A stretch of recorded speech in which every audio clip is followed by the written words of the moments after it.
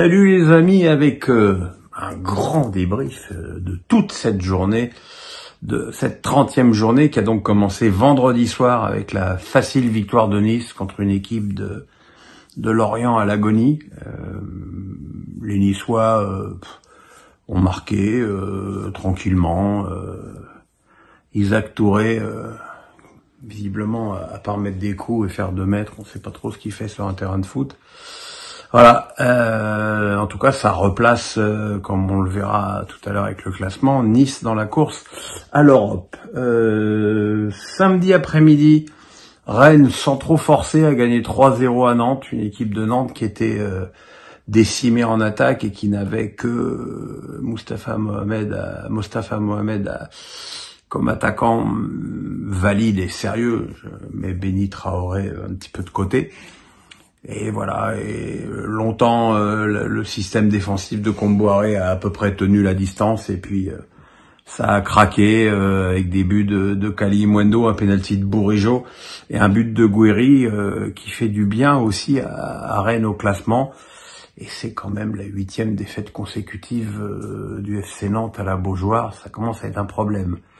Le soir, Lens a battu tout petitement Clermont 1-0 sur un penalty de Sotoka. Alors on va me dire, certes, il y a eu Sotoka a touché encore 2 fois le poteau, Wai a perdu 3 duels, mais globalement ça ne suffit pas.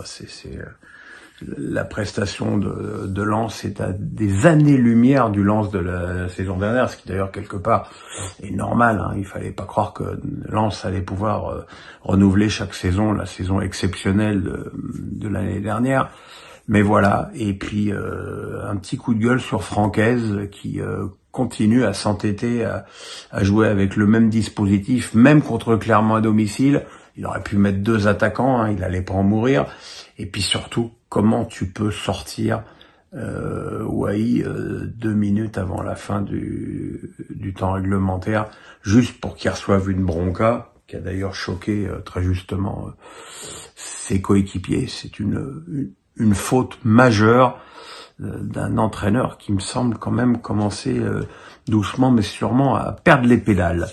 Cet après-midi à 15h, Lille a battu Strasbourg 1-0 sur un but de Jonathan David à la 12e minute sur une faute un ballon perdu par Sceaux et Bellarouche qui, une fois de plus, n'est guère décisif sur la frappe pas exceptionnelle de David. Voilà, le début de match des nordistes était excellent, celui des Strasbourgeois totalement hors sujet, et puis en fin de match, forcément les Lillois étaient épuisés par leurs efforts contre Aston Villa, et Strasbourg aurait pu égaliser. Ils ont eu 3 grosses occasions par Emega, même s'il était hors jeu. Et puis Delaine et bah voilà, mais bon, Lille continue sa marche en avant. Montpellier s'est sauvé, faut pas rêver à 36 points, d'ores et déjà t'es sauvé en allant gagner à Reims qui n'avance plus. Sagnan a marqué de la tête, Altamari a enfin retrouvé le chemin des filets, et voilà, et les Rémois sont à court d'idées, et pourtant Will Steam ne semble toujours pas esquisser la moindre remise en question. Je dis ça, je ne dis rien. Qu'est-ce qu'il y a eu encore? Ah oui, effectivement, le gigantesque Le Havre-Metz qui se résume en un chiffre: 73 minutes de jeu contre Metz à domicile, donc un tir cadré des Havrais. Ça fait plusieurs semaines que je tire la sonnette d'alarme pour les Normands, qui n'ont, il faut bien le dire, pas une équipe pour se maintenir en Ligue 1. Et je veux dire, la différence entre Le Havre et Metz, c'est un seul joueur, c'est Miko Tadze, qui à lui tout seul est en train de sauver le FC Metz en marquant semaine après semaine. Et les Messins font quand même une sacrée affaire au classement. À 17h, Brest-Monaco, le match au sommet de cette journée, et on a tout de suite senti que les Brestois, sans Brasier et surtout sans Liesmelou, étaient pas dans leur assiette. Pourtant, la première période a été médiocre des deux côtés, juste enflammée par le très joli but de Zakaria à la 40e minute d'une frappe enroulée. Et puis en deuxième période, Minamino, très rapidement après la reprise, a donné 2 buts d'avance aux Monégasques qui derrière n'ont jamais été inquiétés par une équipe de Brest qui en plus, et je suis vraiment triste de dire ça en tant que Brestois, n'a pas un comportement correct. Bon, en même temps, quand t'as un entraîneur qui chiale la semaine, qui chiale après les matchs, qui chiale avant les matchs, enfin bref, qui chiale tout le temps, bah t'as des joueurs qui chialent, c'est normal, hein, t'es toujours un petit peu la voix de son maître, et le comportement des Bretons, je suis désolé, sur ce match n'était pas correct. Et en plus, comment dirais-je, en plus les Monégasques ont perdu les pédales. Ben Seguir s'est fait expulser, Singo se sont fait expulser en réagissant 2 fois à des mauvais gestes bretons. Et voilà, il faudrait pas que les Brestois gâchent tout, et surtout leur super image avec leur super jeu depuis le début de la saison. Mais là, franchement, sur cette journée, c'était pas bien. C'est vrai, ils ont eu beaucoup de raisons de se plaindre de l'arbitrage cette saison, mais je suis désolé, pas sur ce match.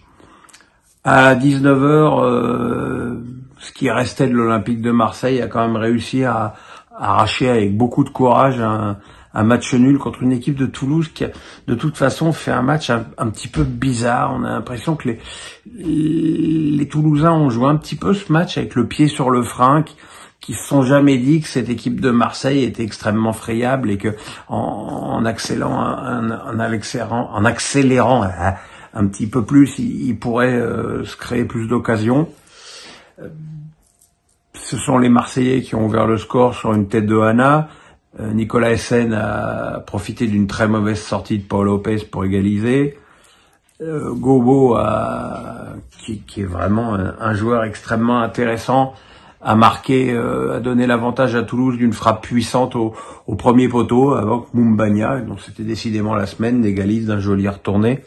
Mais franchement, même si effectivement on le verra au classement, c'est pas idéal pour les Marseillais, ça reste quand même,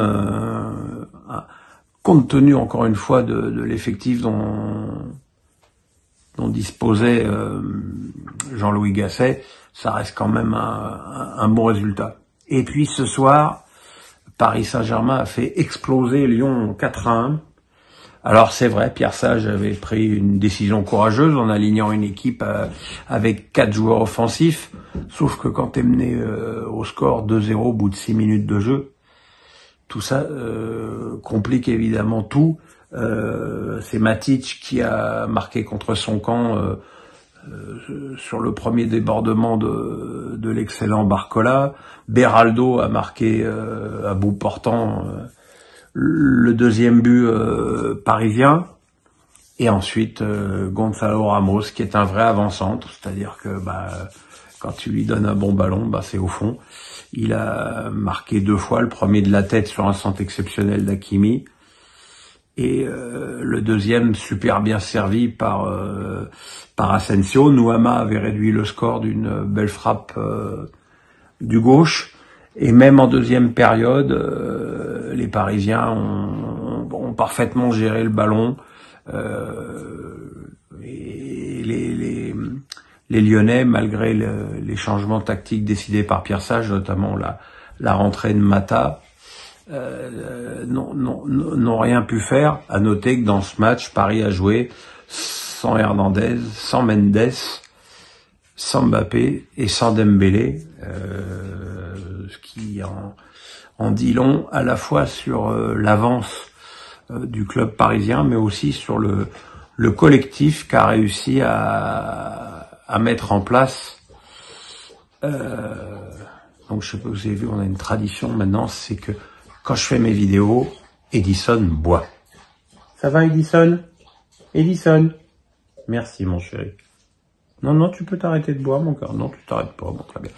Alors, au classement, Paris jouera donc le titre mathématique à Lorient mercredi. Je suis pas sûr que ce soit la meilleure des nouvelles pour les Merlus.